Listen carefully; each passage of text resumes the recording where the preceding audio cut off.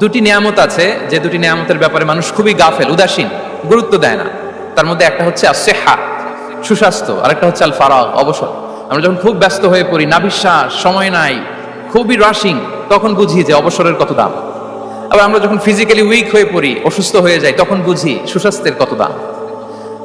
তো রিজিকের সর্বনিম্ন স্তর হচ্ছে, প্রিয় ভাই এবং বোনেরা, খাদ্য, টাকা পয়সা, জাগতিক সম্পদ, এগুলা।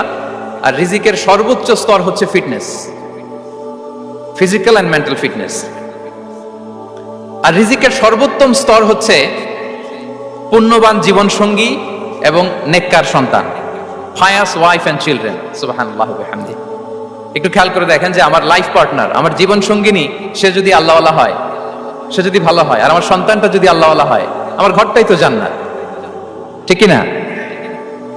এটা হচ্ছে রিজিকের সর্বোত্তম স্তর। জীবন সঙ্গিনী সে যদি নেককার হয়, আল্লাহওয়ালা হয়, মুতিয়া কানিতা সে যদি হয়, আর আমার সন্তান, আমার চিলড্রেন, সেও যদি ফায়াস হয়, তাহলে আমার ঘরটাই হচ্ছে paradise, a piece of paradise in this দুনিয়া।